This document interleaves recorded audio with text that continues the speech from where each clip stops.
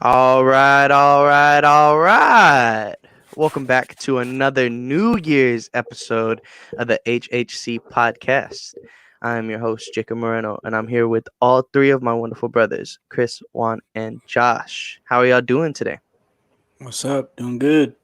Pretty good, pretty good. Hoodie on in the house weather. That's good. Yeah, I That's love it. good. I love it.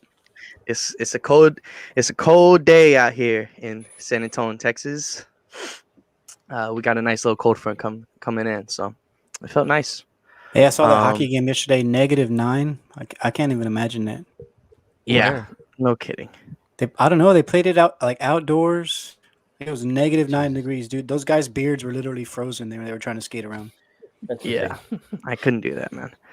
Um, I already woke up today with like a minor cough because of how cold it was, and it's only Yeah, 20 it's degrees. only like 30 degrees, right? Yeah. A slight, Yeah. So, slight drop. um, we do this podcast every Sunday. We're live at 10 a.m. every Sunday. We go to YouTube, Twitch, Twitter, and back to Facebook, thanks to just being able to add more to the pod, right?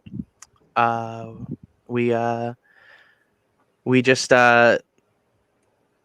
I'm sorry. We have our Twitter account at Heroes Half Court that you can follow us at to have some Spurs discussions, because that is what this podcast is about. We talk Spurs basketball. We're gonna change up this format a little bit this week. We're gonna go to just like a couple little topics.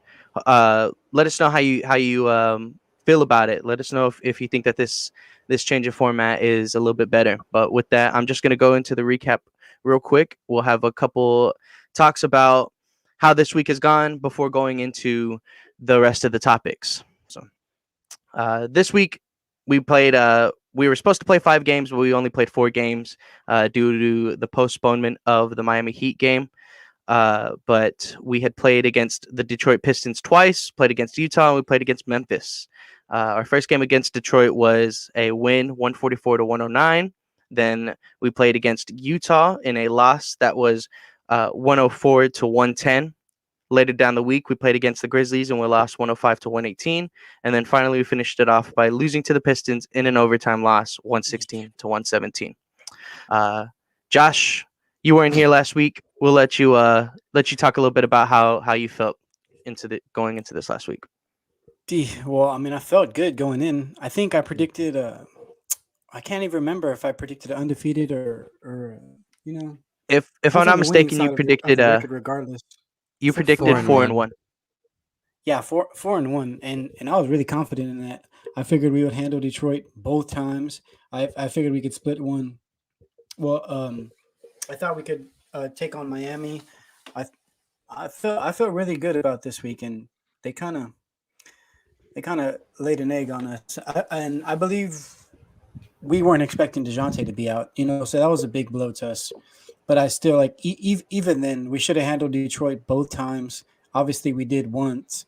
Last night, the guys laid an egg. Um, no Dougie, no Lonnie, and I feel like it showed. Like I don't know, we just looked super tired last night. It was kind of it was ugly to watch. The third quarter, like I don't know, man. Same thing in the Memphis game. These guys are crazy. Yeah, the third quarter, like it's that The third the quarter. Yeah, third you're the right. third quarter on both games was like, do I even want to watch the fourth quarter? Yeah, Yes. it was ridiculous, and it's hard to. And I text y'all guys last night, and like I just saw like Devin. I feel like he's so good like at everything he does. Like I told y'all guys like I know he's a great shooter, like knockdown 3-point shooter, but I don't want 12 of his 16 shots to be 3-pointers. Like you saw at the end, he threw a pump fake. He had a nice drive. He hit Jakob like layup, and that was like in the closing minutes of the game. Like I feel like he could have been doing that a lot more. And I know he started off on fire, but he missed like 5 or 6 straight. Like Yeah, but I I don't think know. that was it though. I think That it was because he started out on fire, and he was yeah, and taking that he good kept on shots like shooting. within the offense though. It's not like he was forcing up threes. But yeah, but every like they were jumping at him every single time, no matter. Like like he could get to the rim anytime he wants. I feel like he can too. He's another player that we have that could get to the rim and create for like even if we were creating for Bryn last night because that guy was the only one hitting shots down the stretch too. So, But overall, it was a real disappointing week, and the calls were kind of atrocious last night. I hate to put oh, we lost because the refs, but man, we had some boo boo calls. It's tough. It's tough when it's like when you can feel that the types of calls that they're making are dictating the flow of the game. Yeah, They're dictating that guy Luca Garza, that guy was just flopping around all over the place and was getting all kinds of calls. And I'm like, dang, is he a all pro? Like, what's going on? I just here? didn't like how they were treating like the smaller guys. Diallo is getting all kinds of little baby taps from Derek or from KJ. I was like, well, man, KJ was getting smacked all around the first half, not getting anything to go for him. And because of that, because of the way that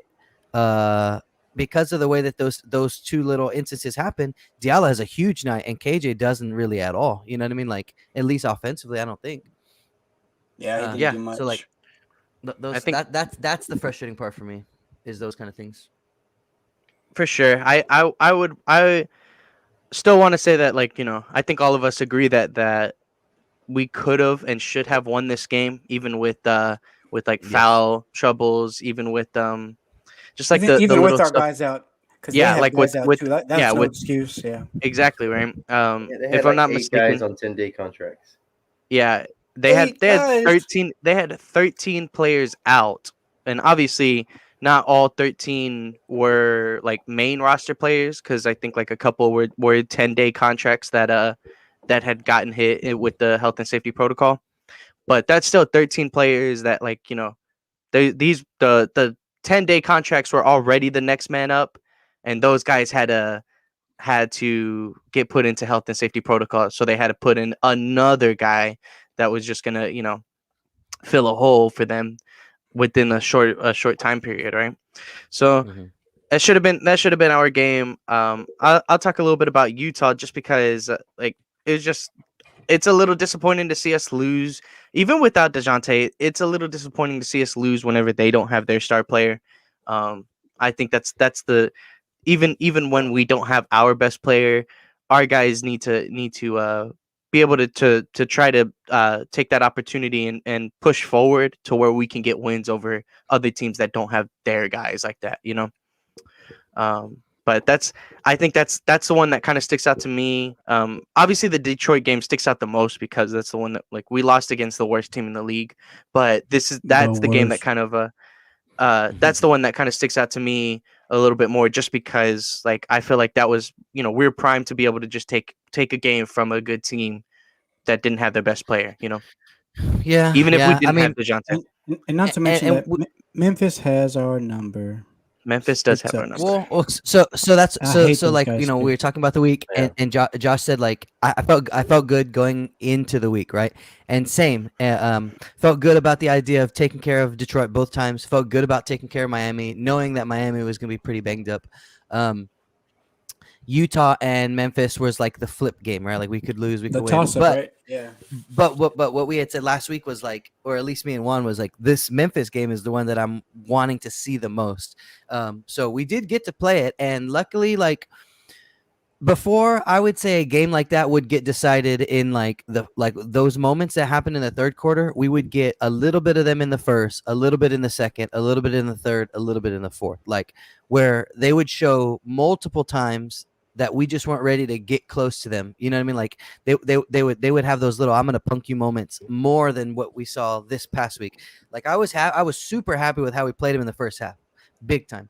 The third quarter was just like, it was rough. Like it was the tail of the game. You know what I'm saying? So it was hard to judge anything after, I guess, how we came out in the third. And it still was a pretty competitive game into the fourth. You know what I mean? It just took a few shots for them to kind of put us away. But so I guess what I'm trying to say is the way we played Memphis for a half a game, which was only the first time we played them this year, knowing that we didn't have a plan to be missing DeJounte Murray, and then it switched again to look a different way with Lonnie and Doug being gone. Like, that's two different versions of what your roster is going to be, and that happened literally like in the last 3 minutes of our show last week is when the news came out that DeJounte wasn't going to be there. So just keeping all that in mind, like, I'm trying not to feel too down about it. You know what I mean? Because like I put on the name of the episode, the same things that'll make you laugh will make you cry, right? Which is something that we hear Sean Elliott say a lot, right? And there's just ups and downs to the season. There's ebbs and flows, and when you get hit with your health and safety, when you get hit with a road trip, that and we just kind of, we took a tiny little downturn. We're just trying to, as fast as we can turn it around, will be the better. Yeah, and it's like you don't want to like make too many excuses because every team's going through it. So, but just exactly that, like breaking news at the end of the podcast, we were all feeling good about going into the week based on our opponents, how we've been playing. Just to lose DeJounte, yeah, it just kind of shakes everything up. It's not excuses because the Utah game was the only game where it felt like, well, we're kind of missing DeJounte. Like we played hard, we played well enough. We're just missing that guy, our leader. But then it was the Memphis game and the Detroit game. I felt that in the Memphis game because Ja was just doing like little dumb things, and I feel like DJ would have took them cookies a couple times. Yeah, I know. I feel like I felt the same. Like DJ could have helped against Ja, but it still kind of felt like the guys, the effort, getting thrown around by everybody else. Like that's not DeJounte. Yeah, I feel you.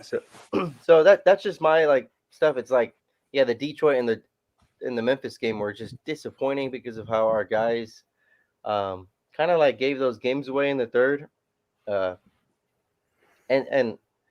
it's kind of like easy to just say like, oh, we were missing our best guy this week. So it's like that's why I don't want to say that. It was disappointing to see the Memphis and the Detroit like games For sure. like finish out the way they did. Yeah, and go ahead, Chris. Well, I was just gonna say like the things that irk me the most is defensive energy, rebounding, just presence around the rim. Like those are the kind of things that like I want to see every game.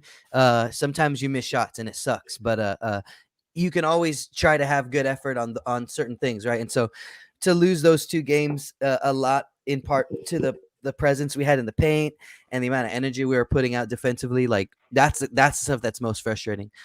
Last night you're talking about like, oh man, against Memphis I could feel us losing or missing DJ. Last night, man, it was like, where's Kata Bates? Where's like we didn't have any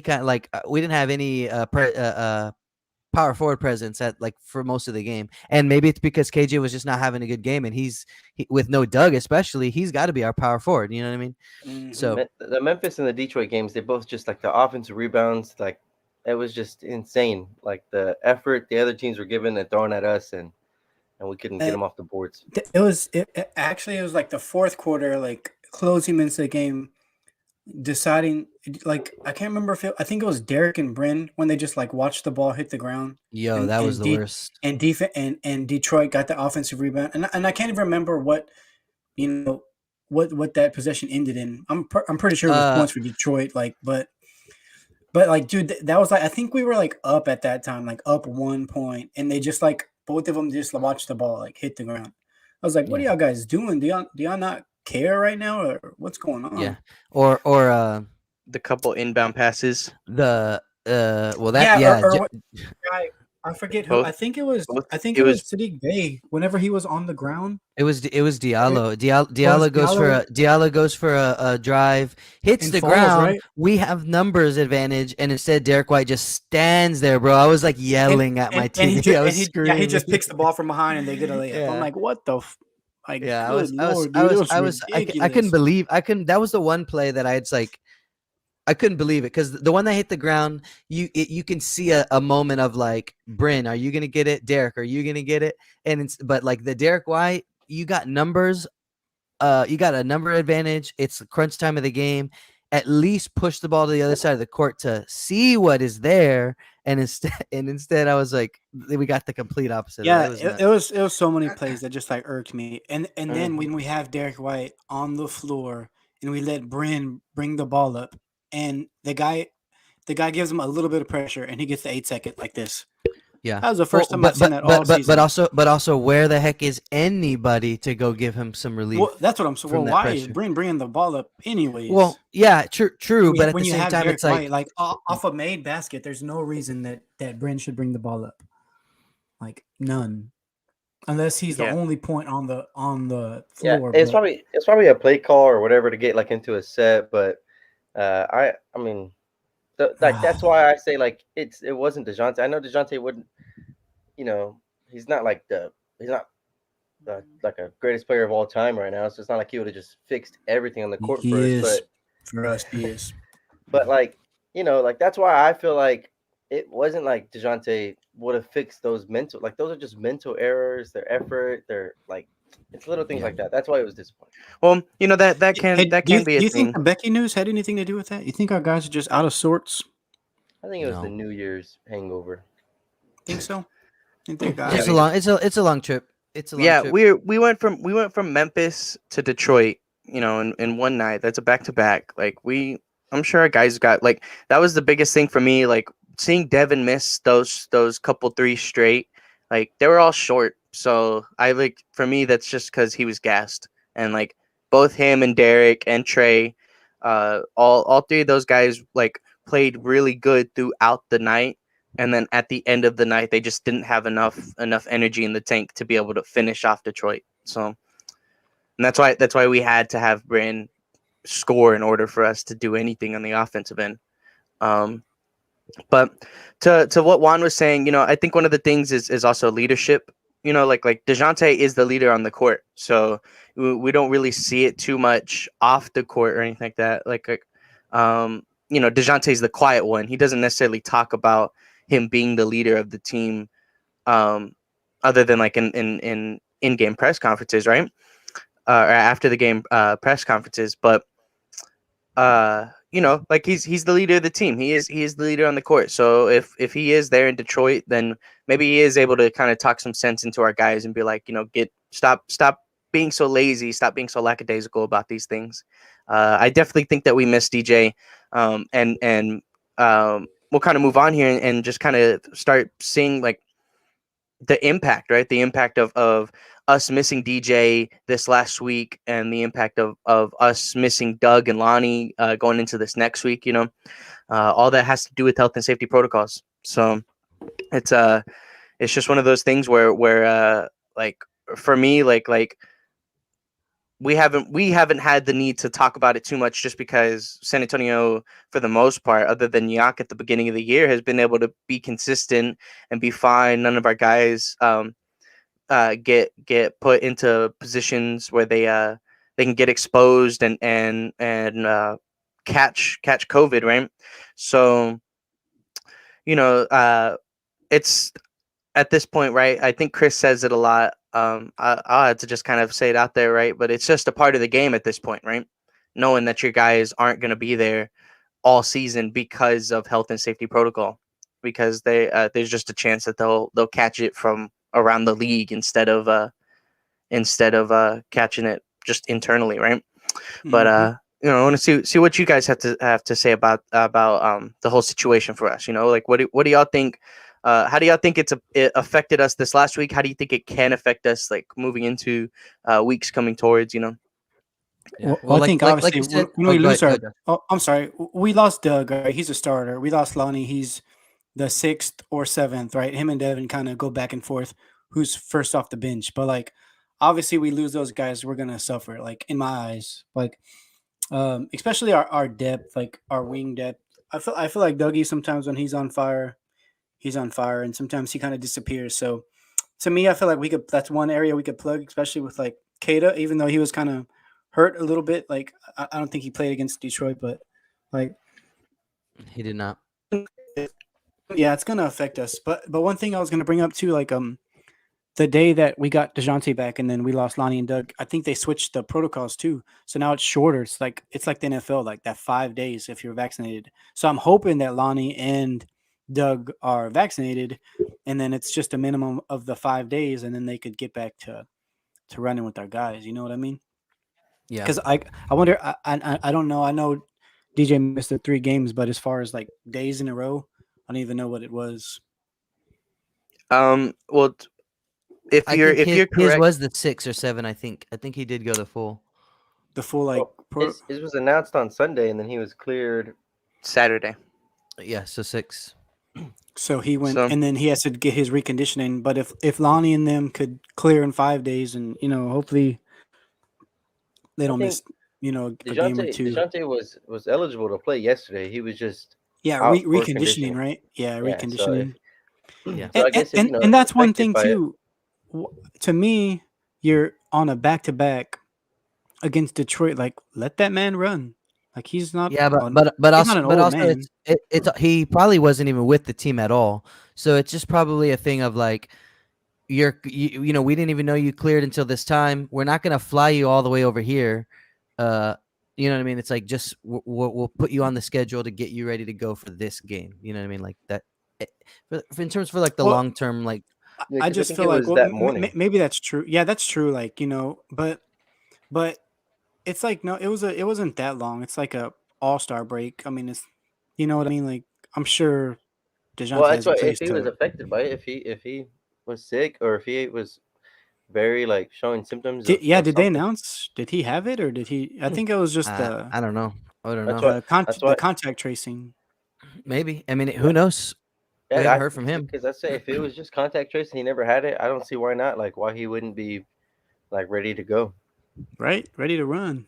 So He could that's why I easily. feel like it's the same thing with Jakob. Jakob was cleared for a while and he was out for conditioning for like a couple games after, and he must have been. I don't want to I speculate or like you know I think I can't remember where it was at like recently where I heard somebody talk about how it takes like 14 days or something like that to be out of basketball shape. I can't remember who it was I think it was a current NBA player kind of just talking about the conditioning, right, of being in shape throughout the year and this and that. And I really wish I would have remembered who said that, but they were just basically saying like, yeah, it takes about 13, 14 days of not playing for you just to be not in game shape anymore. And that's he did half of that. He did 6 days, you know what I mean, of not running with the team.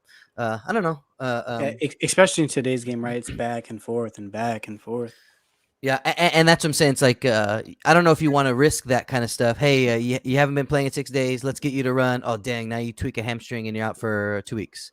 You know what I mean? Like something like that. Like, but I mean, what you were saying though about like missing those guys. We have we saw a little bit of Joe over the past couple days. We've seen I think we pulled one or two guys already from the G League from our team. So I mean yeah. that's obviously something that you're seeing all over the place, right? So I do want to ask that question. But I guess to kind of answer Jake's though, just like about like how is it going to affect us? I mean I agree with what Josh is saying. It's just like not having those shooters, man. It definitely we felt it yesterday. We just didn't have enough legs to go around. Yeah, and I'm a I'm a bit on the side of like optimist. Like when it comes to the Spurs team, I feel like when everybody's out there together, we can compete with most every team in the league. Some guys are just gonna on a night have the better player. It's gonna happen. In the playoffs, 4 to 7, like stuff like that. We might not be able to compete like all every game, but like the health and safety protocols is just like another factor like into the team. Like we're not the best talent, like the most talented team as it is. So yeah, when we start missing players here and there, we can never play with our and every team's going through it, but like when we can't play with our whole rotation, it really Yeah, kills us, and yeah, it's it's unfortunate, but I like the opportunity because like Primo got to play like around like 18 minutes last night, so there's opportunity there for like guys on the bench that we want to see, um, and things like that will probably continue to happen throughout the year. So you like we've talked about, you just gotta live with it because it's kind of just what it is now. Um, but like yeah, like last night we were missing 3 of our quality like rotation guys, and it shows sometimes. yeah, yeah. no, It's kind of not a double edged sword, but it's kind of funny how like it shows that we do have depth because when we're missing a guy like Doug and Lonnie, you still can bring a guy like Primo over.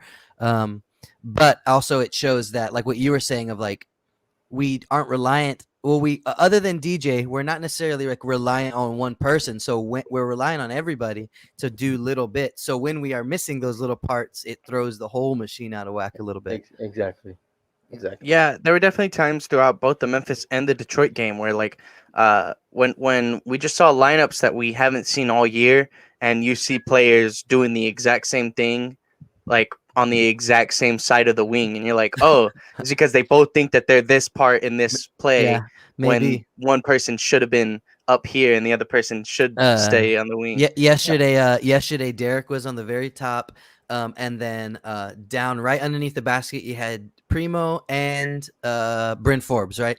And they were both supposed to be running to catch a screen to come around the top, and I guess he was just waiting on Josh, and he was like, "Go," and he said, "Go." Go. He took him like 3 or 4 times before finally Josh took off, and then Bryn trailed him and got the ball. Yeah, but that was making me laugh. It's like those it's the same things that'll make you laugh, make you cry, because you're mad at it, because you're telling Josh the same thing. You're like, Primo, run. Run. So things like that will continue to happen throughout the year, I'm sure of it. Yeah. And that's another reason why about trying to not let it feel so down about the week, because if I let every bad week make me feel bad, then I'm just going to feel bad a lot, because there's going to be times like this throughout the whole year. You know what I mean? We're going to have days like this for sure. And Chris, hopefully not too many more. Chris, you said that you had another question that you were going to bring up during this health and safety. Yeah. So just like not necessarily the Spurs, but around the league, in terms of dealing with health and safety protocols, a lot of older veterans are getting 10 days. A lot of G League people, obviously. I think Dan Weiss said that it was like a record, like 500 players or something like that in the NBA in December. Good Lord. I thought it was when you add all the in a year. I thought I saw a stat that and he's that there's already the most players this year in the NBA like there has ever been. Yeah, you know, yeah, and it's not even. That's It's January. I'm probably mixing two things. I think he said there was a record for December, but then also what you said, most in a year in general. But I just was curious, like, me and Josh are a little bit older. Juan's a little bit older too, but like, there's some people that are like kind of from our era, or like the tail end of our era in Juan's era, like getting 10 days and coming back, and they haven't been in the league for a while. And so I was just curious, like, is there any names out there? Are there any, like, is there anybody that you would, okay, Spurs are without Lonnie for a week. Let's sign so and so. You know what I mean? Like, I don't know. Yeah, like, is there anybody that let's sign Jamal Crawford. Hey.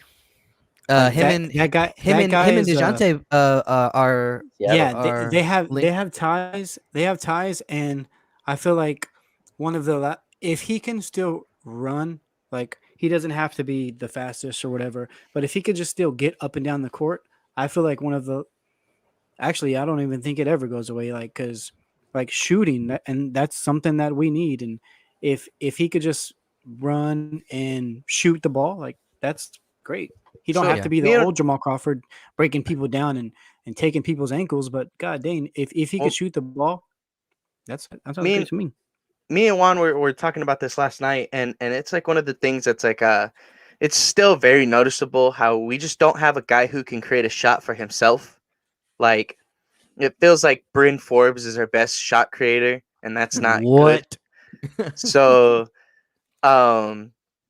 I think that's a great, like that's like a great thing, because it showed itself last night when Bryn was the only one catching it and like taking it out people off the dribble and knocking shots down over them.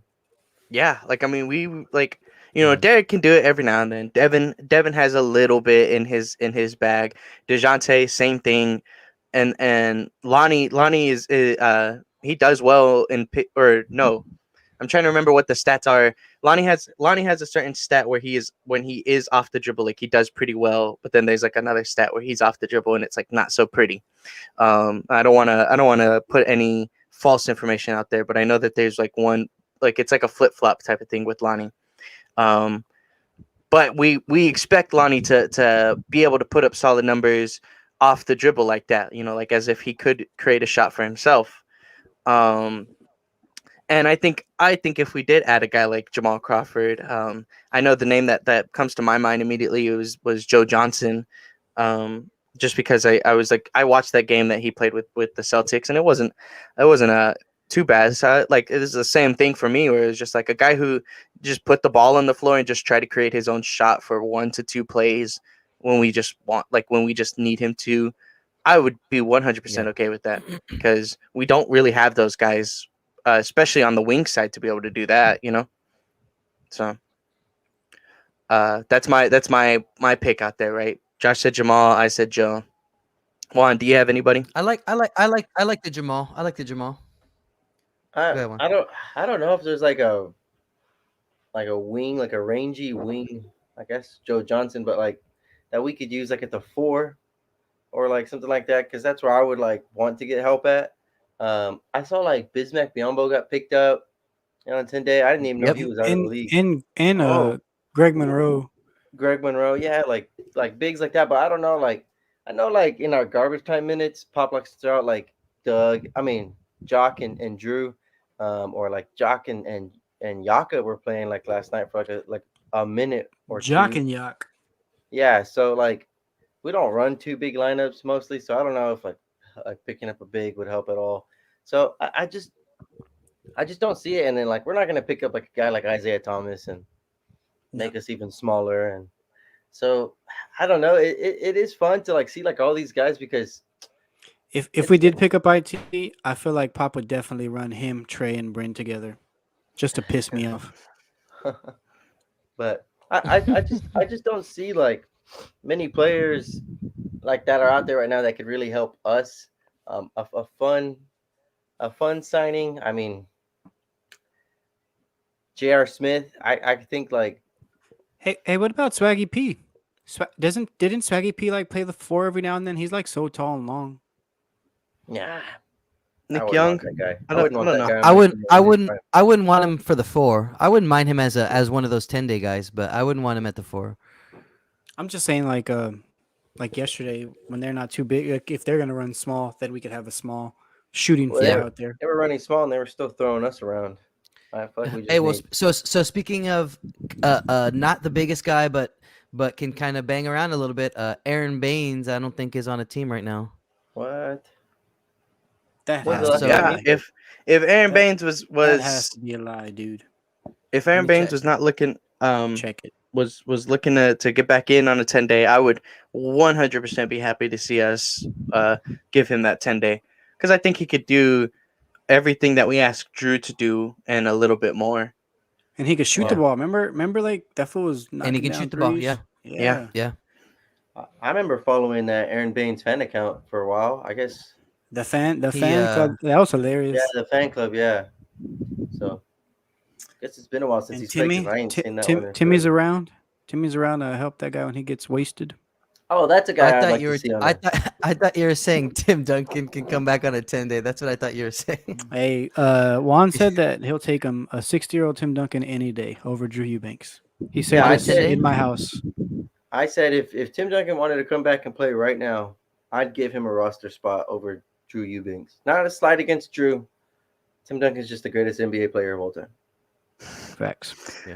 It's yeah. I mean, I would love to see Timmy on our team. I would love to see Timmy come back. So I'm seeing that he signed a 2-year in with Toronto, but Is he broken? Is he hmm. just broken right now? So that's what I had seen, that he had a knee injury and he had something where he didn't play in the bubble, and then from the bubble, I don't know if he came back. The bubble? That was ages ago. Yeah, I know it was a while. I know. I Well, haven't. I'll keep looking, but He was on but that I would agree. 2013 Like team, right? yeah, especially because people are bringing back like players like that have kind of been with them. Mario Chalmers back to Miami, Lance Yeah, Stevenson back to Indiana. August Joe, 4th, Joe Johnson back So, to Boston. August 4th, 2021. The Toronto Raptors have officially waived center Aaron Baines after just 1 season. Yeah. So Oh, see, there you go. I wouldn't mind giving So him he a hasn't look. been with them for this year. But like same thing, Juan. When I saw the Bismack Biyombo, I was like, that's a guy. Like when we picked up Zeller, it's like that's a guy who can sit on your 14th, 15th, and you feel pretty okay about it. Yeah. Yeah. No, yeah, I do like that. I do like the Crawford though. Like just being you think that he probably could put on a catch and shoot. The guy's running at him. He can give him one good little shake move to get open for a jumper or something. You know what I mean? Like Absolutely. Was it last For year or sure. the year That'll be before? Was it fun. last year he played? I think the year Shoot. before. The year before, and he put like Yeah, 50 I up. don't think. Yeah, he scored 50, and then he was out of the league the next season. That's crazy. Mm-hmm. And it makes you wonder why a guy like Jamal Crawford got like how that happened, right? Like how does he put up 50 in one game on in a season, and then like the next year nobody wants to give him a contract at all. Maybe he scored that 50, and then he's like, "Yo, I could still do this. I want that shmoney." And they're like, "Dude, you're Yeah. like 50." Yeah. Maybe. He played. I feel He like had one game played in 2019. That And was his was that last game. and it was that big one, that big game it right is there? 2022. No, No. no. In 2018, he was with Phoenix Suns and he played 64 games. Even the That's year when he before, dropped that 50 piece. even in 15, 16, 17, he played 79, 82, and 80 games. So he was playing, and then 64 in 2018, and then 1 in 2019. So how old would he be right now? Because I mean, it's 2022. He's 41 years old. He was born in Jeez. 1980. Well, just bring Monty back then. Dude, Yeah. Manu's our coach. Oh, Right, yeah. Coach Crawford. No, So- yeah, we definitely have. I definitely would love We to need see. Manu to stick around. Yeah, and again, Any- these are guys that are on 10-day contracts that are just like plug Yeah. in and little moments. You know, we're not Any- asking Crawford to come in and save nobody. Exactly. And that's why like there's a lot of those signings that I'm seeing around. I honestly think that we're the Spurs. We're kind of boring, so we're gonna just Yeah. go with What the did you say? Austin Spurs signings. But We're not gonna really that's why like the guy like the Bismack Biombo signing attracts me because it is a little bit more of that boring signing, but it could help. So like that as a Spurs fan, that's kind of how my sensibilities are too. So when I see a signing like that, I'm like, dang, like that's one that I would have liked. Yeah. I was gonna say I That's think how I I think thought the Bismack. about Yang. I thought he was gonna be I was like, heck yeah, Yeah, it's gonna be go- great go for us. again. And then boom, that fool didn't play. Marquise Chris going to Dallas. We should have picked him up too. Oh yeah, that's. I that would one- that one I would stung have a been little bit. okay. I definitely would have been okay with us trying to keep Marquise Chris because that's a lot of size that we could have used at a 4 position, a lob threat, somebody who rim runs kind of stuff. That would have been nice. Yeah. Big time. But we're talking about all this stuff from this season, and now we're into the second half of the season. We're in a new year. We've been seeing a lot of stuff throughout this season that's like is pretty telling for me. But do y'all have any talks over how our guys have done over this new year? Like is there anything that shines out this year that has like really like brought it to your attention, that you want to see moving forward? Is there something that's bad that you're just like, oh well, we need to change this kind of thing? What have y'all seen that y'all would like to change, or some things that you've seen that can continue to improve on into this In new other year words, are you asking what are our New Year resolutions? Is that what you're asking us? for the San Antonio Spurs? Yes, I am. None. Like, Nothing? all right, me personally, like, I was just looking at our record from last year, right? And our record, it's kind of a little like wacky because last year, you know how the season started late, Oh yeah. or whatever. We had that play in, or however, we had a shortened season. But like through 35 games last year, we were 19 and 16. Like, and that was with DeMar, and everybody said how we were gonna fall off hard, that we were gonna miss DeMar. And I feel like we have in some of these games, as far as closing, like the Laker game comes to mind. I was there. Quick before you say that, the expected win loss this year, based on how we played and like our stats, is 19 and 16 right now. That's where we are right now. That's our expected win loss. Now we're 14 and 21, but like Yeah. Like, yeah, but like the analytics say that we that's should what we be. are. We're 19-16 last year. We're 14-21 this year, which is, to me, it's not that bad considering we lost Jakob X amount of games. We lost DeJounte now X amount of games. We just recently we lost Devin a couple games. We lost Lonnie a couple games. We haven't had, and you brought this up the other day. You said, like, how many games have we played when we are whole? Yeah. Like, it has not been many. If I feel like if Jock, like I said, if Jock never got busted up by Lonnie, who knows if he would have been taking Drew's minutes even earlier in the season.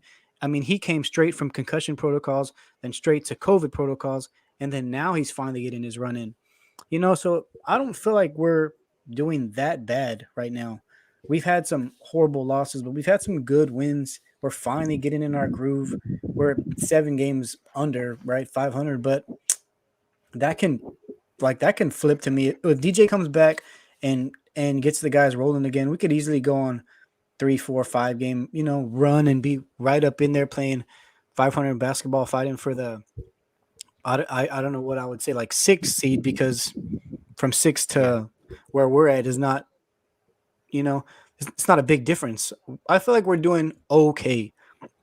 And a lot of people are bashing us because they see DeMar going crazy over there and they're like, we held him back, blah, blah, blah, BS, BS, BS. But dude, good for DeMar in Chicago going off with those all-stars around him. I mean, I feel like it's a little bit easier to do it when you have 2 other guys that they got to worry about.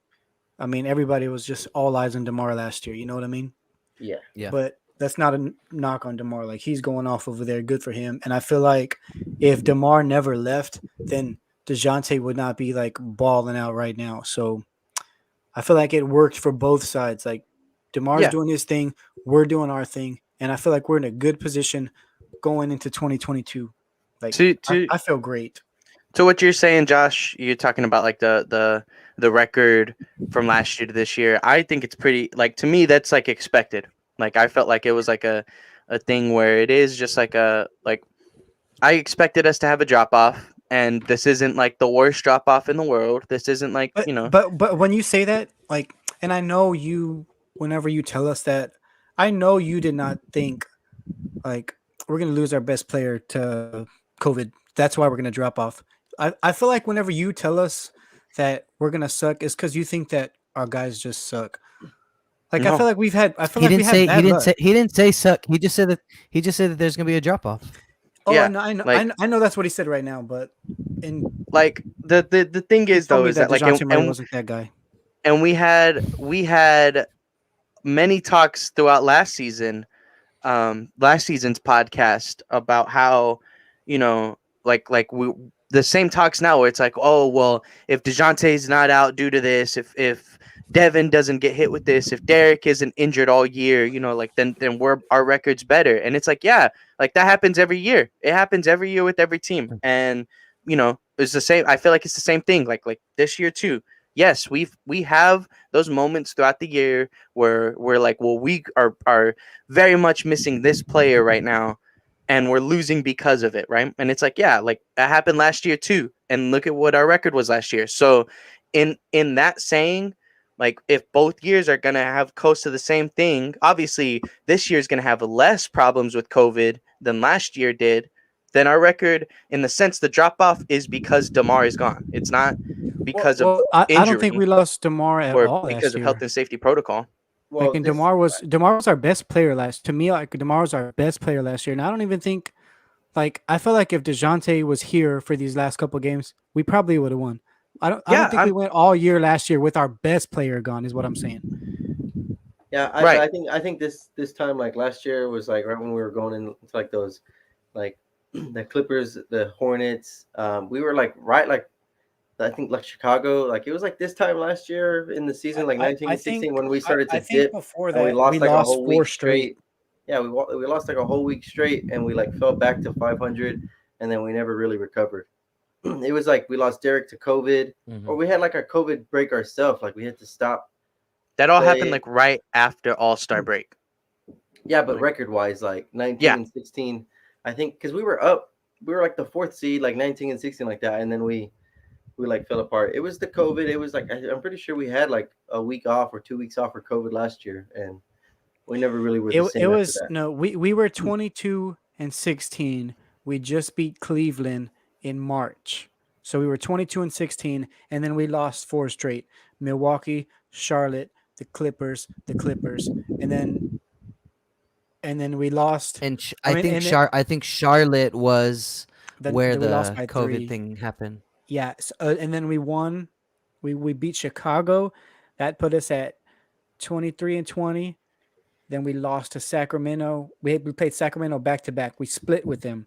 So going into the Atlanta game, in on April the 1st, so we were 24-22, and then we proceeded to lose 5 game losing streak, and we were 24-26, and then we never looked back. Yeah, but that was like I feel like it was after like a little bit of like a COVID like Yeah, it threw us off. I thought it was Charlotte. Like we went to Charlotte or we played Charlotte, and then they had players out or something like that because of COVID, and then it was like Oh, and then they we gave it had to players us. out. And It then was they like gave it to was us, like and we back. just Yeah, I died. think, but I don't want to speak on that if I don't remember it.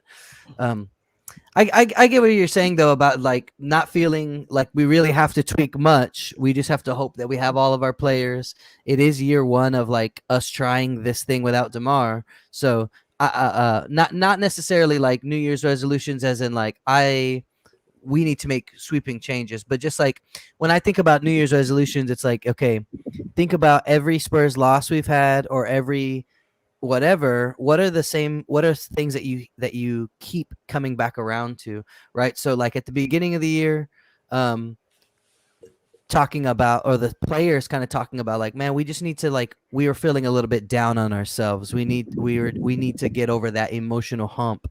uh and then it seemed like we were actually like doing that better as you know, like the past like month has gone on. December was a pretty good month overall for the Spurs. um Mhm. but then you get a game like last night. Last night's loss felt like an October loss. You know what I mean? In terms of the way that they played, and yeah, personnel. But and then when it comes to the end of the game, what did Bryn Forbes say? I think when we play a little bit too emotional, we don't play as well.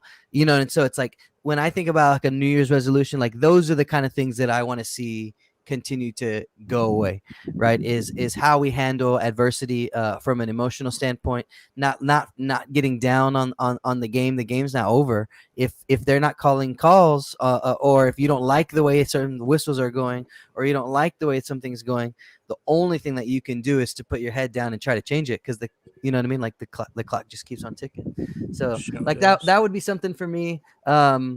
Like I'm like you, Josh. Like I'm not trying to change much. I look at like a guy like Derek White. I love the way that Derek White plays.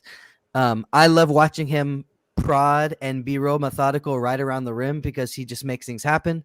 I don't really like when he does that way out at the 3-point line. When he's like, there's obvious lanes and drives, and instead of taking them, he just stands there and dribbles and tries to keep the guy on his back and is looking for all of these passes. And it's like the move is to go, and sometimes I don't think he does. So like that would be an example of something really small that I would like to change over time, you know, for the rest of the year. I want to see him attack more, because then he's way more dangerous doing all that right around the rim, because then he also has the option to throw the ball up at the rim, versus when he's stuck out there and he's just on his own little island, it's so easy to defend him, or it looks so easy to defend him at least. All right, I'll let somebody else talk. I'm on the same page with Josh too. I'm not too crazy like about wanting to like add anything to the team, or like I don't know. Some fans want to like blow the team up and trade like young pieces for like Sabonis, Ridiculous. and it's like yeah, it's just kind of like a reset back to last year, or even like worse, I think, because you'll be giving up young pieces for another like mid-level all-star or whatever. But I like that. I was like to your point, Josh. I was saying like on Basketball Reference, it says our expected win-loss this year should be 19 and 16. The way we played, and we've seen it. All four of us talk about it, like we play better than our record. Now, like an average team, we get up for the good games, for the good teams, and then we play down to the bad teams. So like I mean, that's like what you obviously like Are every you team. saying we're the Cowboys? Mhm. Yeah, I we just we're a young team. It happens. You're gonna drop some games. You should win talent wise, like the talent despair, and then sometimes you're gonna win games where like the other team goes, "Wow, how did we lose to that team?"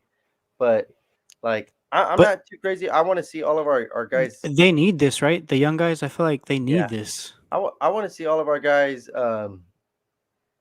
like get together on the court. I want to see us play like 2 weeks straight with all of our bodies, like just everybody out there. I'd love to see that. I don't know how many games we've really had like that. It's hard to really ask for that. Obviously, like in like we just talked about the whole health and safety protocol segment. Um, but like yeah, to Josh's point, I think just the other day I was just telling myself because Demar hits like these game winners back to back, and it's like Spurs fans are like all over Twitter, like, yeah, we've known he's like this. Like he did this for us last year. He led the league in like the fourth quarter scorings last year, and he did all that magic in the fourth quarter. He won us a bunch of games, and I look at myself, I'm like, man, like we could really like he's like that. We'd have a winning record right now if we had like Demar on our team right now. But at the same time, to Josh's point, to Chris's point, like the young guys, they need this. They need to learn. They lose these games. They can go to the film, watch it, see what's wrong, see what they need to work on, fix it, grow from there. And now they're not being babied by or being carried by Demar, being let off the hook by Demar or Rudy or Patty. They go out there and they have to learn how to do it themselves. So that's like the most important thing. So that was like just Josh's point. My actual New Year's resolutions, I got two of them. Kind of like how Chris was saying about Derek White driving. I want to see DeJounte get to the rim more. I want to see him attack the basket. Hopefully, we can get some more like spacing lineups around him. That way, it could just be like him and Yak in the pick and rolls. Because to start the Detroit game, I know it's Detroit and they're shorthanded and they might not be like the team to like base it off of. But like Trey and Yak to start the game, like their pick and rolls were just like it felt like it was just them, like a 2-man game. It wasn't Yeah, a and cluttered thing. they did it a lot, and it was Yeah. fun. It was great. And I was like, man, if that was just DeJounte, like that's what I've been asking for all years, DeJounte to get to the basket.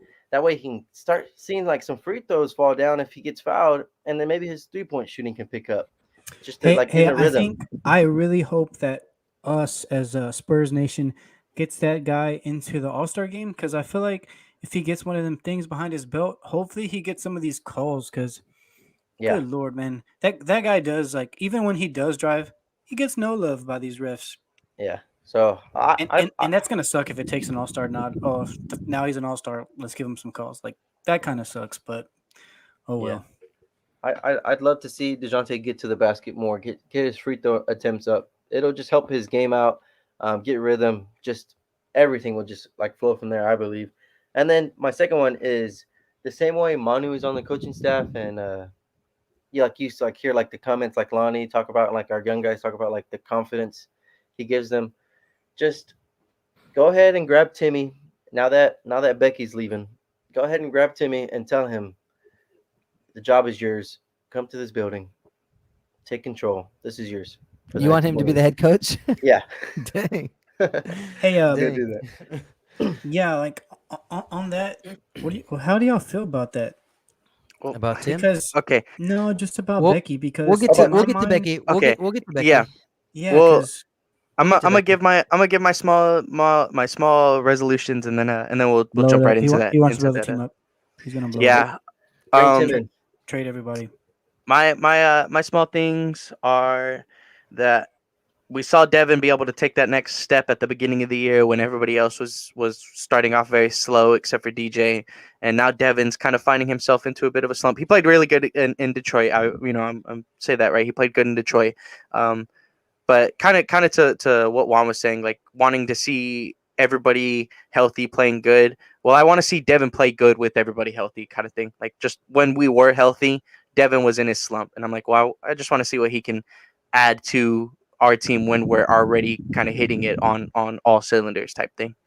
Um, my other thing is boards. Crash the boards. Get a defensive board for the life of us, Mm, please. please. Like we can't do it at all, and especially like when because like I like that Yak likes to try to get those blocks and tries to like set up our team like that. But when he goes out for blocks, there's no one else in the paint to jump for a rebound. And then especially when even like DeJounte's out too, right? So then those are like the two guys that like are getting your boards all night. And DeJounte was out all night, and then Jakob, like whenever he's jumping out, like you're not getting boards at all, kind of thing. And that's just talking about the Detroit game, to be more specific, right? But we just like we really need to pick it up on attacking, like, or crashing the glass. You know what I mean? Like on offense, it is what it is. Like I'm not like too worried about us trying to get offensive rebounds, especially because Yak does get offensive rebounds on a pretty. Isn't he leading the NBA in Yeah, offensive rebounds? Yak does second get now. yeah. Second. Yak does get a good amount of offensive boards, and that's good. I like seeing that. So I'm not too worried about that. I'm like, we just need to attack or crash the glass a lot more than we try to. Like that's like Yeah. my big thing is that we just need to work on that. Exactly. You need to stop getting thrown around. Yeah, and it goes back to like I was saying, like you're gonna have games where you lose because you're shooting in a low percentage, and that sucks because you feel the hard line in the sand of like make your shot or miss your shot, and you as the fan you're like, we'll just make the shot, right? Whatever. Yeah. But like it sucks when you watch the team lose because of hustling around the rim, because of energy, regarding rebounds and stuff like that, like you're saying. So that is like when I wrote down the New Year's resolutions, what are some bad habits? That's a bad habit. Mm-hmm. You know what I'm saying? And so I agree. I want that to be gone. As far as boards go, Zach will help us. We always well, forget. I feel big- like he big gets lost. It's We after haven't Christmas seen him pop. yet in our in our yeah. system. We haven't seen him in our in the Spurs yet. But yeah, it's only 2022, and he's coming pretty soon. Hopefully, they did say Christmas, so Yeah. hopefully this guy answers some of y'all's guys' resolutions. You know what I mean? For sure. I With think so that, too. Because like Jake said, if Yak goes for a block and you have Zach still in the paint, like come on, like hopefully that fixes Yeah. that. Well, Zach and DJ, like he said, DJ is averaging up there almost 10 boards a game. So Yeah. with that being said, blow it up, trade for Miles Turner. So yeah, Well, Josh, we can go into the big man talk, like if you want to, Jake. You were asking about Jock and stuff like that. Okay. If Well, we're talking yeah. about the rebounds and we're talking about feeling lacking in that position, okay, No. sure. absolutely not. we'll finish with just Becky. just a little bit. We'll finish it off with Becky. Real quick before we do that, somebody in the comments, you just said, when we get to Becky, sad that she's leaving, right? It is a lost opportunity, but we'll talk about that a little more. Thank you for the comment. Yeah, we'll Glad come to back see to it. that. But yeah, I had a question to y'all just about how we're feeling about Jock in general. He's finally been able to get his like I would say he's finally given us a solid sample size about what we can see from him, both the good and the bad. And I just wanted to see how y'all felt about him being a backup big, and not in the lens of, well, is he better than Thad and better than Drew? And the answer is yes, so then it's okay. It's like, well, is he a good backup big? You know what I mean? He's absolutely a good backup big. I feel like Okay. he's shown that he stretches the floor for us. He's not a bad finisher around the rim. He's shown that that he could do both, knock down outside shots and go like down low. He's a good passer. Like, to me, the only knock on him is like his defense and his speed, but that this is his first year in the NBA. He kind of just got thrown. I'm not gonna say he got thrown in there, but like I told you before, he concussion protocols to health and safety protocols, and then now he's running. I wish he would have got the whole run from day one, but it is what it is, and I feel like he's only gonna get better. So, like, my answer, absolutely, yeah. He's a solid. I don't know if he's ever gonna be like a starter, but like back like 6 man, perfect. Yeah, and it's a touch. Like I don't know about you, Josh and Chris. But like for me, like a scoring big, like off the bench, kind of like how like he's like the most aggressive scoring big I've seen on our team, like off the bench. Like my whole time I've watched the Spurs. I don't know if I'm missing somebody, Yeah, if it's just like yeah. blinking. like Dewan. Remember Dewan would come in and he would just drop like 10 and 12, he's and a like double. he was never like double boom like that. That's what he is. That's what he is with the shot. Yeah, with yeah. the outside shot, and it's just a little Yeah, taller. yeah. I remember And going there. and Him and and I Manu off the bench. and I love it because he's not. I feel like he's not scared. Like he does not play 10. He goes out there knowing like I could hoop with y'all fools. Like Yeah, and and that's how I feel. Like his confidence is Josh, high to me you said this is his first year in the league, but I don't really take that into account. Like I think, and Sean Elliott has kind of said this a couple times. Like, because he's not a rookie because he played overseas or whatever. yeah, I don't think Jock Yeah. is a rookie. Like he's not a rookie type of player. He's a guy who is more seasoned than the rest of our young talent And that's because of true. all the But stuff that the he's done. talent the talent like not everybody from overseas like there's pros. They come Yeah. from like they're all pros. You know, we get pros from Spain, we get pros from obviously Australia. Like we do get other pros, and sometimes they don't look as good as Jock does. Like Jock, Oh yeah, you're right. But I'm saying that's why that's like I the think he's to just my speaking point to is the that like confidence that you I'm say just he saying that brings and all that kind of stuff. like whenever I look at Jock in the lens, I don't look at him in the lens of this is his first year, he's a rookie. I look at him as, this is a guy who's already been in and around the league for a little bit of time Yeah, now. and And and now pr- and proven like he's gotten accolades in his other leagues too. Like it's not like he's just been a pro basketball player before. It's that he's had success in pro basketball prior to Yeah. being in the NBA. You know what I mean? I don't think I will say. Oh, go ahead, one. Go ahead, one. I don't think Josh was saying like he makes rookie mistakes. He just is no, getting no. acclimated. It's Yeah, literally No, just that's what I'm No. saying. I think Jake was just saying like Josh was saying how he looks very comfortable and I can come and play with you guys. And Jake was just saying like it speaks shows, to the yeah. fact that he's that he's had all that experience overseas. I Yeah, will say though, like because I don't necessarily classify him as a rookie either. I mean he is, but I mean like I know like the things that he's brought. I guess is what I'm trying to say.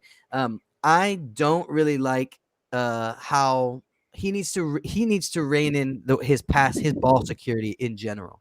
Like he is a good passer, but there's for every in my head right now for every baseline cut that I've seen him give, I've also seen him throw the ball at like the back of a point guard or like that he and catches the to ball me just and like that's when I say that he's a rookie because in but also go ahead. oh I'm just saying like over there I feel like there is like a talent disparity like between the NBA and other leagues. So when I say that he's a rookie, like he's not gonna like yeah, I do think he makes like those rookie mistakes, like not because he doesn't see the pass or whatever, but just because he's not used to like the speed. Like I feel like it's Well, so see, fast. And y'all, me personally, I feel like his mistakes when he's passing specifically is because he's going too fast. Like he's just like he'll catch the ball, and before he even has an idea of what he wants to do with it, he He's lets already it throwing fly it. out of his hand. I'm like, yeah, it's like the point guard doesn't know what you're doing. You don't know what you're doing, but you threw the ball anyway.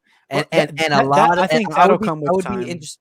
For sure. And I'm not trying to knock him or make any hard judgments on his playing. That's just something that I want to see get better because he does all those good things like you said, spacing the floor. I love when he goes in there and has that attitude of like you feel like you have some sort of offensive option when he's out there, and which is great. Like it changes the way that defenses have to look at you. So I agree with all of those good things. Yeah. It's that's just the things that have frustrated me. It's like I know that you're not a rookie. Can you just hold on to the ball for 1 second and figure out what you want to do with it first? Like that's that's where my head's at with him. And I think that's great that those are the only knocks on him because those are all things that he could work on or whatever. We're not like sometimes it's kind of like God. I wish he would like. I'm trying to say like have a good mentality. Like I wish he had a motor. I wish he had some things. You know, like sometimes those people don't have those. And Yak has all that good stuff, and then the things that he lacks, he could totally work on. Like he'll be Luka. great. Like yeah. God dang it. Or if Jock Landale came in and was having the same exact offensive struggles or hurdles to leap over as like Drew Eubanks, now you'd be feeling like, dang, this is what we got, to back up our guys. So now I understand what you're saying. I will say though, I'm on the train of like we freaking need Zach Collins to hurry himself up just because I try not to sound like a broken record, try not to sound like an old man, but just like I want us to be stronger at the power forward position, and I've wanted us to be stronger at the position at the beginning of last season. So I'm just getting impatient. I know it's on the Spurs' long term, plans to bolster every position, but it's like after going through the draft and not getting a power forward, after losing games this year because of our lack of of of size or lack of whatever at that position specifically. I'm like, I'm not It's getting. coming. I'm not It's losing my coming, patience. broski. I'm It's not coming. losing my faith. I'm just like we're still in it. I'm like, can we please have some reinforcements there. Yeah, I wonder if the like Zach Collins coming back like into the team, if that'll like kind of throw us off a little bit. Like, I wonder how we'll ease him into it, or if it'll just be like a seamless like transition, like just adding him like onto the bench, Yeah, and I, really not I, like I want I forcing want him. him and I want him and Doug to just kind of Yeah. share minutes at that 4. I wonder if he's like cleared for like practice or anything. He started doing 5-on-5s like last week. I think they showed some pictures. Oh, Okay, like so I think that's gonna help us. Like if he's been running and been practicing, but he just can't play, because then I feel like he already has a feel of all Yeah, the guys. You know what I mean? and also, I think Zach Collins told somebody that that same thing that he's been moving and playing now, like at the place. They're just trying Yeah, to get him in perfect. shape and doing make sure that he's ready to go for. Perfect. That's what I like to hear. And I think, I mean, Pop. I think the only thing Pop gave us was that like he just wasn't going to play in December at all. it's after But Christmas. But it ain't December. It's after yeah, well, Christmas. that's what I was gonna say. We're gonna do this is a part of a 1, 2, 3, 4, 5, 6, 7 game road, like a road trip. Uh, 7 game road trip. like right now It's we've gone through 2 games. We have a couple more. We'll get into those in just in a little bit, but this is And all it's not part of a even 7 game February. road trip. It's not even our rodeo road trip yet, and we're no. already taking And rodeo road trips. on the 12th is when we'll come back to San Antonio, and we'll have a pretty 1, 2, 3, 4, 5, 6, 7 game home stretch. You saying that might Um, be a good spot to bring him in? I think that'll literally be. We'll have to go through the rest of this week. We'll go to the start of next week, and Well, then I it mean, might be it's it not might be like he's time. just like staying in San Antonio. So that's what I was gonna say. Zach, one thing I've loved about Zach Collins this year is he's on the bench.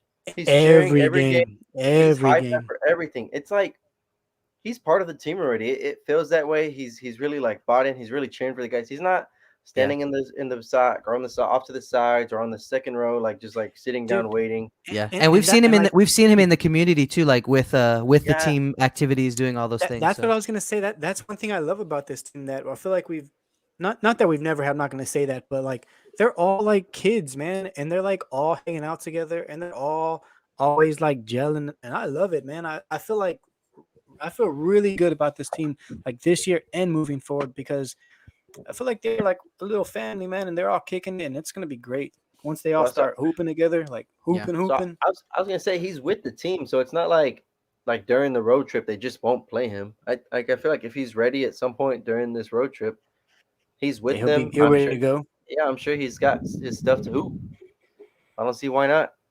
But Yeah, I guess I could see like what you're saying, Jake. Like wait till he gets home. But hey, he's with the team. It's not like he's just chilling in San Antonio waiting. yeah, or well, I he's wonder though, in between that road trip and us coming back home, do we have any days off maybe to kind of prep him a little bit? We get one, we get one day off. I hope. Oh, I hope he plays this road trip. I'm excited for Zach.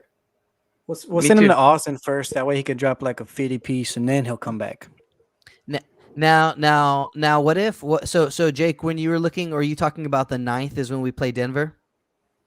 Oh, so Give I'm me looking one. at the wrong. I'm looking at the wrong. I'm I looking was at about the to wrong. say No, I'm looking at the wrong. You're talking about the 12th when we play Houston. yes. Is like the first of our yeah.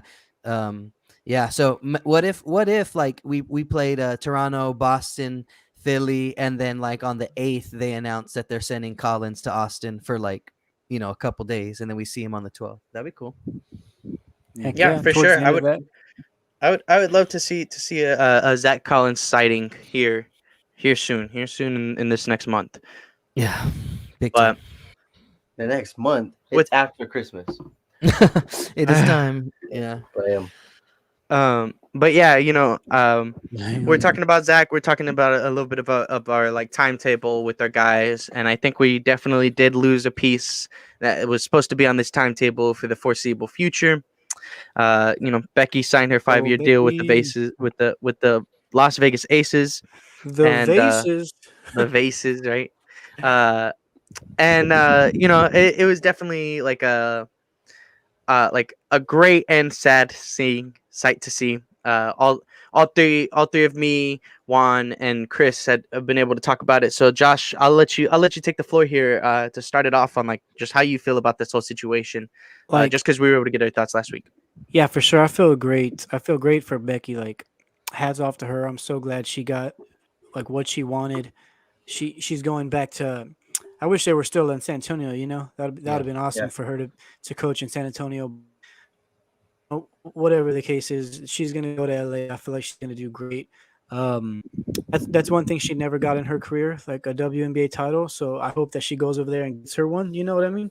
Mhm. Like, and like I'm nothing but happy for. I'm sad that she's leaving because personally, like I'm pretty sure, like a lot of the San Antonio fans, I wanted her to step up and take over when Papa's gone, but Yep. she's gonna do her own thing in LA, and I'm in Las Vegas, so like I'm happy for her, and I wish her nothing but the best. It kind of does just it kind of makes me wonder, like, man, where are we gonna go next? That was always my plan. That has always been my plan. I've never really thought about who I would want if Becky wasn't going to be there because I always thought she would be there. So now I got to kind of like to have some time to the end of the year to figure out what Pop's going to do. I don't know if he's going to announce it whenever he announces it. I hope we get that record for him. So he has, if he wants to go out, he can go out. But I'm happy for Becky. Well, I feel like she's going to be great. I'd like to imagine if Pop was going to leave this year, he would have told her if she's like the lead assistant. So like if that's like part of her options, you want to coach the San Antonio Spurs, you want to coach the Las Vegas Aces. They're both going to start next year. Maybe he's just undecided right now. Yeah, and we talked. So we talked about this last week. Pop's like, well, I'm not going to wait for that uncertainty. Yeah, and that's fine because we talked about this last week. Like at the end of the day, Pop can stay as long as he wants. If he wants to kind of just string us along because he doesn't know if he wants to go along, he kind of has that right. And I'm not gonna be too upset. That's what we talked about last week. Like, I'm not gonna be too upset if the reason Becky leaves is because we don't know if Pop's gonna leave or not, or retire or not. And then it happened. Becky's like, all right, I'm out. Yep. And you can't fault her for that.